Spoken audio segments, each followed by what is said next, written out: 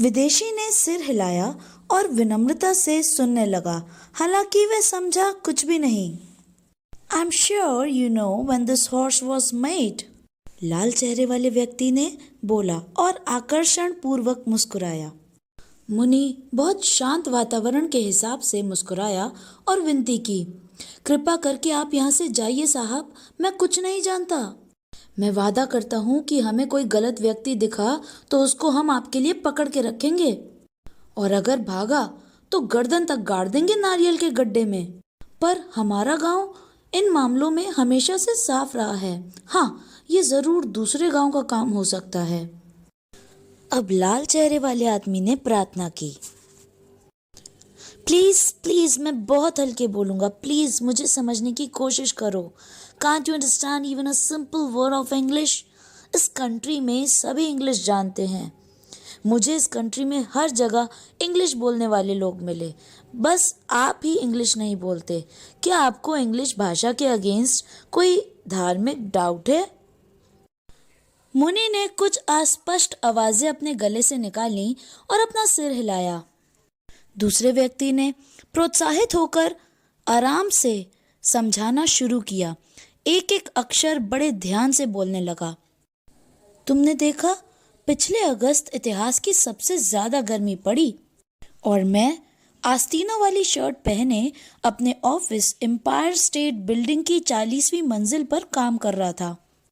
एक दिन बिजली चली गई। तुम जानते हो, वहां मैं 4 घंटे तक फंसा रहा। ना कोई लिफ्ट थी और ना ही कोई एसी। पूरे रास्ते ट्रेन में मैं ये बात सोचता रहा, और कुछ मिनट पहले ही जैसे ही मैं अपने घर कनेक्टिकट पहुंचा, मैंने अपनी वाइफ रूथ को बताया, हम इन सर्दियों में इंडिया जाएंगे। अब समय है इंडिया की बाकी संस्कृतियों को देखने का। अगले दिन उसने पहले ट्रैवल एजेंट को बुलाया और फिर ट्रिप फिक्स कराई और मैं आ गया। रूथ मेरे साथ ही आई है, पर वो श्रीनगर में है और मैं हूँ कि यहाँ चक्कर लगा रहा हूँ। हाँ, बाद में मैं उसे जरूर मिलने जाऊंगा। मुनि ने विचार मग्न होकर देखा और इतने लंबे भाषण के बाद हल्के से बोला, यस, नो। मुनि के पास बस इन 2 शब्दों की ही गुंजाइश थी और फिर उसने तमिल में बोलना शुरू कर दिया। मैं इतना बड़ा था, उसने 1 फुट इंडिकेट किया। मैंने सुना था मेरे अंकल को। किसी को नहीं पता था कि मुनि आगे क्या बोलने की योजना बना रहा है। तभी दूसरे व्यक्ति ने टोकते हुए बोला, boy, what is the secret of your teeth? How old are you? यानी कि, भाई साहब, तुम्हारे दांतों का क्या राज है और तुम कितने साल के हो? मुनि भूल गया था कि वह क्या कहने वाला है और वह बोला, कभी कभी हम अपनी बकरियों को खो देते हैं, कभी भेड़िए या चीता उन्हें उठा के ले जाते हैं, और कभी कभार तो ये पास के गांव वाले लोग ये इन्हें चुरा के ले जाते हैं। और फिर हम सोचने लगते हैं कि यह सब किसने किया, पर हमारे पुजारी जी को सब पता चल जाता है। वो मंदिर में कपूर की आरती जलाकर उसकी लौ में चोर का चेहरा देख लेते हैं, और जब वह पकड़ा जाता है, उसने हाथों से ऐसी आकृतियां बनाई जैसे कि मीट को काट रहा हो। मैं समझ गया तुम क्या कह रहे हो। तुम्हें कुछ काटना है ना? शायद मैं तुम्हें तुम्हारे काम से रोक रहा हूँ और तुम लकड़ी काटना चाहते हो। तुम्हारी कुल्हाड़ी कहाँ है? मुझे दो, लाओ बताओ क्या काटना है। मुझे इसमें बड़ा मजा आता है, तुम जानते हो, ये बस एक शौक है। मेरे घर के पास पानी से लकड़ियां बहकर आ जाती हैं और संडे को आग जलाने के लिए मैं लकड़ियां काटता हूँ। मुझे बहुत अलग एहसास होता है जब मैं आग को जलते हुए देखता हूँ। हालांकि संडे न्यूयॉर्क टाइम्स अखबार के सारे पन्ने जलाने के बाद लकड़ियां आग पकड़ती हैं। इस बात पे वह मुस्कुराने लगा। मुनि बिल्कुल हैरान था। फिर उसने निर्णय किया कि इस जगह से निकलना ही बढ़िया है। वह निकलने की कोशिश करने लगा और बोला, मुझे घर जाना चाहिए, और जाने के लिए मुड़ा।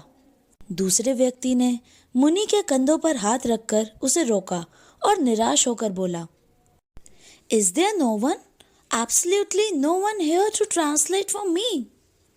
उसने ऊपर नीचे सड़क को देखा जो कि गर्म दोपहर में सुनसान लग रही थी।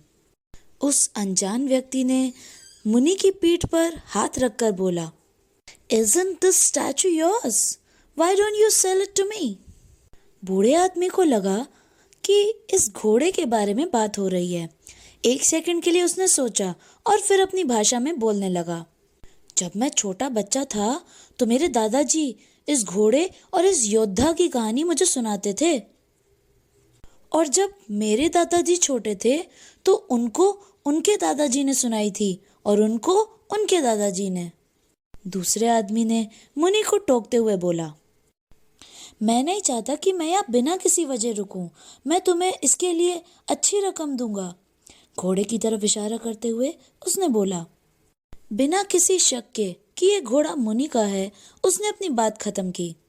शायद उसे लगा होगा कि मुनि उस मूर्ति के पैरों में बैठा है, जैसे कि बाकी यादगार चीजों को बेचने वाले लोग इस देश में बैठते हैं अपनी चीज का दाम लगाने के लिए।